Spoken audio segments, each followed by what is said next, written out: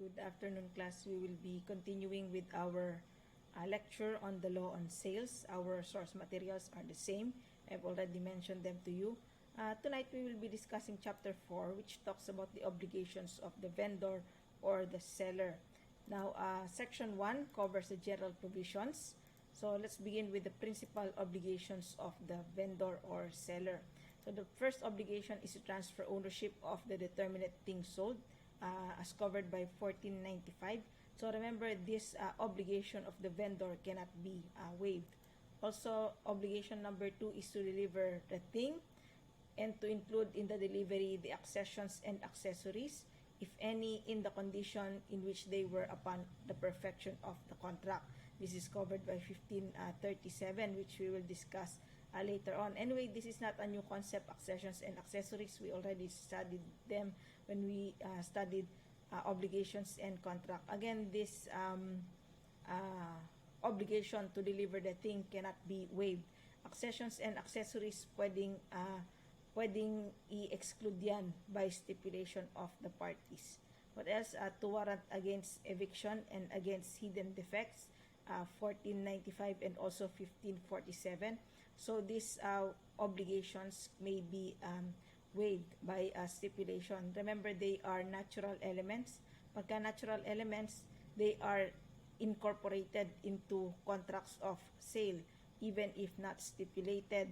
Now, remember, to expressly remove yung contract, yung mga warranties, there must be an express stipulation. So, what else? To take care of the thing pending delivery with proper diligence. What else? To pay for the expenses of the execution and registration of the deed of sale unless there is a stipulation to the contrary. We already studied this. Remember, class, expenses of execution, registration of deed of sale, depende doon sa agreement. But if there is no agreement as to that, remember, seller will pay.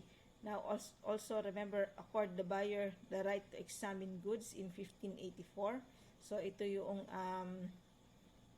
right of examination ng ating mga buyer. So, give the buyer the right to examine goods. What else?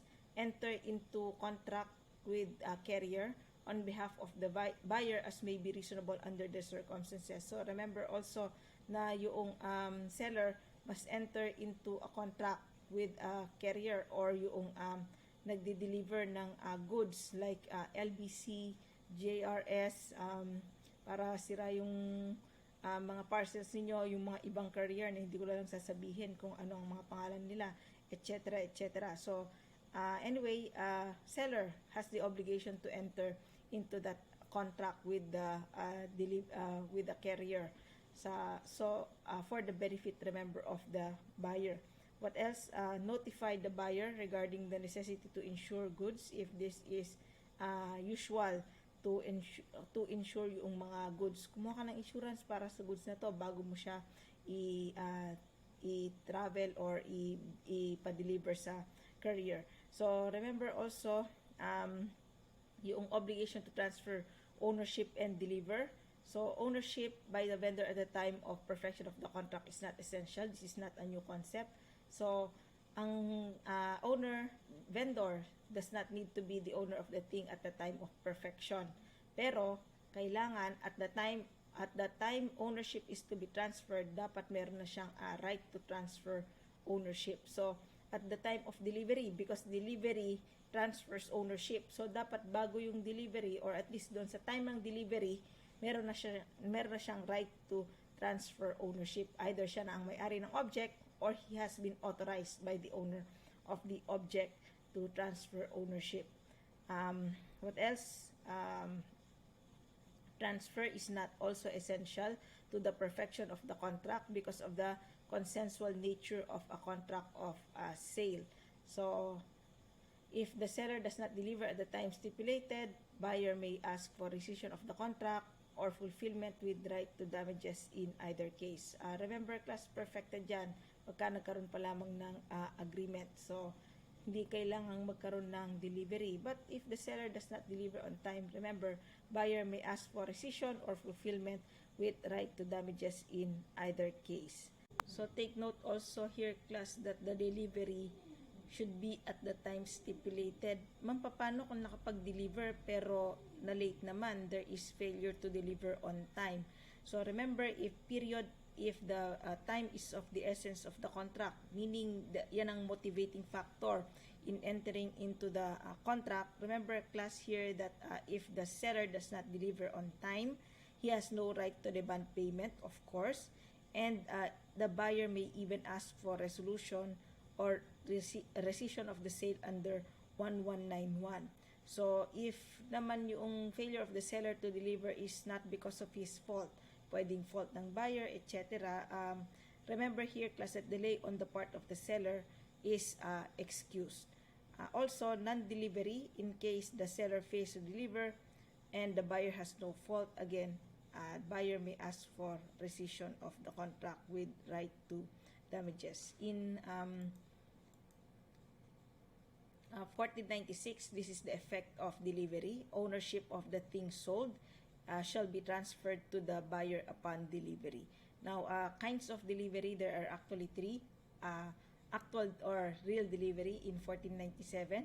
Yun namang constructive or legal delivery, 1498 to 1501. And also delivery in any manner, signifying an agreement that the possession is transferred to the vendee.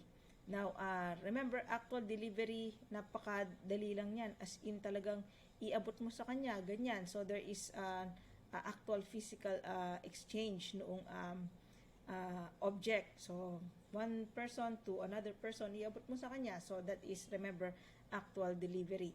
Now, constructive delivery is yung delivery na ginagawa natin if actual delivery is not available. So, remember, there are several kinds of constructive or legal delivery. So, execution of public instrument or document. So, remember, this is considered a form of symbolic delivery. Ito yung mga deed of sale. Yan.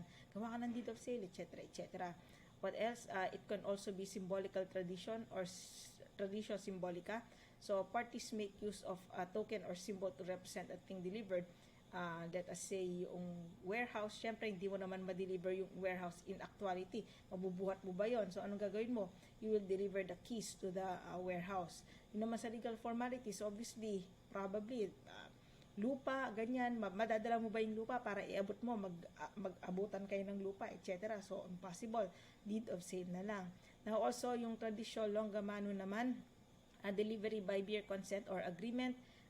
Here, it applies to movable, but the movable cannot be transferred to the possession of the buyer at the time of sale. So anyway, we will discuss more of this when we go to section 2. Yun namang tradisyo brevi manu, if the buyer is already in possession of the object even before the purchase. So, tenant of a car, yung nagre-rent ng car, buys the car, yung ownership niya is changed from nagre-rent lamang to possession as an owner.